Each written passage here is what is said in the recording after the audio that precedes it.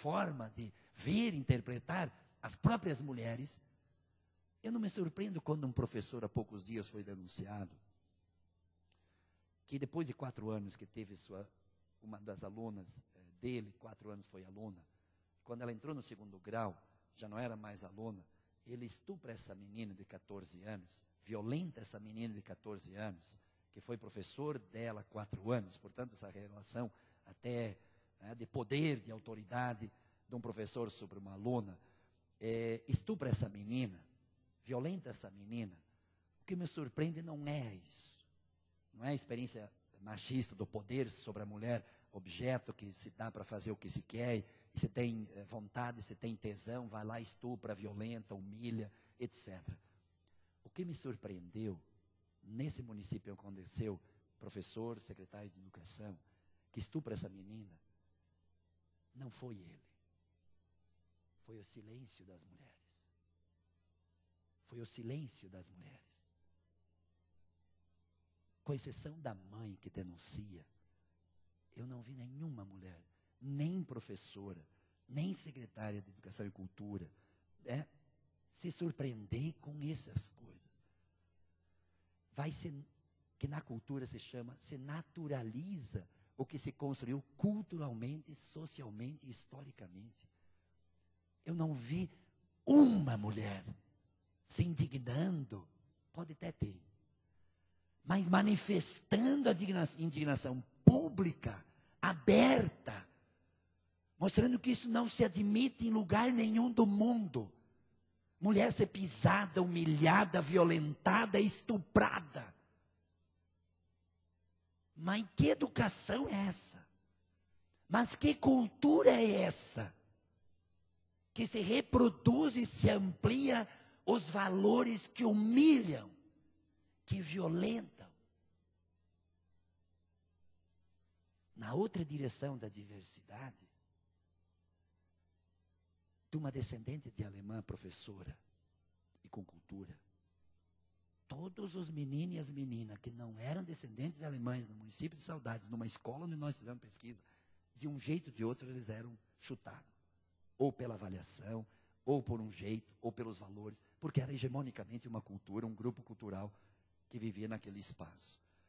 Eu estou dizendo isso para a gente não ficar fazendo aqui academia, nós não ficar fazendo aqui lucubrações abstratas, de teses teóricas, se ela não se materializa numa experiência cotidiana de vocês, que se transforma a cultura como um modo de viver, de pensar, de expressar, de interpretar.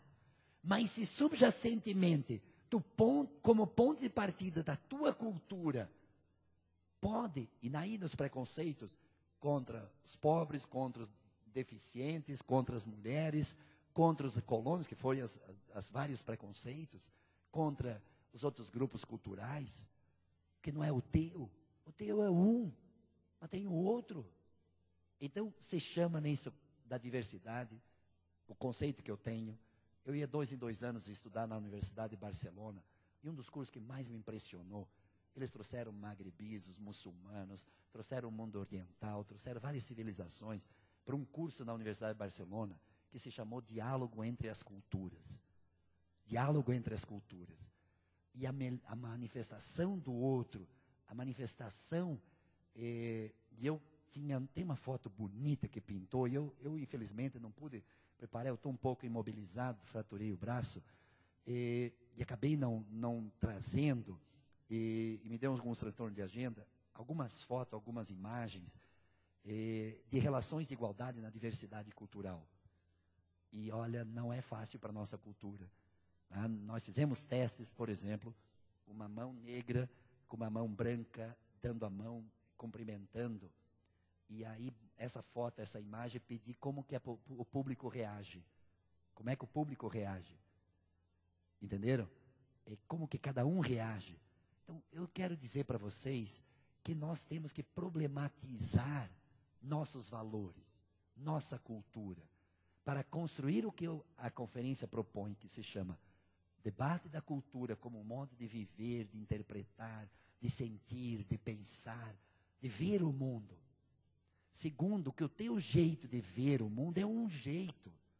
É um jeito. Minha mãe, religiosamente, rezou 40 anos para suportar a pata do meu pai. 40 anos ela rezou. Porque foi nascendo filho, foi no padre. Ela tinha 5 filhos, o padre não queria mais ser filho. O padre tinha 5 filhos homens. Portanto, ela e o irmão mais velho que se lascavam em casa, porque pai não pegava nós no colo. Eu sou dos mais novos, mas não pegava no colo. Não tinha essa relação afetiva. Quem tinha que se danar, né, para não falar outro palavrão aqui, era mãe. 40 anos minha mãe suportou a pata do meu pai. Embora meu pai nunca bateu na minha mãe. Mas a violência simbólica, que daí vem o conceito do primeiro eixo da conferência, a questão da cultura como simbólico, ela é uma expressão fundamental para fazer as pessoas de pé, mas a violência simbólica da cultura de opressão, de dominação, ela é mais agressiva, é mais violenta do que, às vezes, a agressão física. A agressão física, tu reage, tu se revolta, não tem essa expressão no dicionário, tu se indigna. Mas a violência simbólica, ela perpassa a cultura todo dia. Na rua, no salão de baile, na escola, na igreja, na festa e assim por diante. Portanto, a violência simbólica ela é muito mais desgraçada. Porque ela não aparece, tu não consegue identificar quem faz. Quase ela é subsumida nos valores, dos modos de pensar e viver. E quando eu vejo que a própria minha mãe mudou a visão de mundo, e quando muda a visão de mundo, muda seus próprios valores e muda a sua própria teologia, porque ela tinha a visão teológica, que o sofrimento dela nos primeiros anos, e quando ela foi conversar com o padre disse, não te dou a comunhão, se você quiser evitar filhos, lá 40 anos atrás, imagina, minha mãe foi para casa chorando, porque culturalmente se incorporou uma visão de mundo e de história, do papel da igreja, que se incorporou no catolicismo da minha mãe e do meu pai. E quando essa mesma mãe vai mudando sua visão, e 30 anos depois, esse mesmo padre muda a visão, porque no Brasil não precisava mais mão de obra, e diz, 1 ou 2 filhos chega, imagina minha mãe, pela segunda vez, saiu da igreja chorando. Porque ela teve o 5º, o 6º, o 7º, o 8º, o 9º, o 10º e o 11º.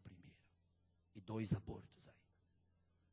Em nome de um Deus, cujo Deus, que Deus é este, que deixa meu pai pisar, humilhar, violentar minha mãe simbolicamente 40, 50 anos.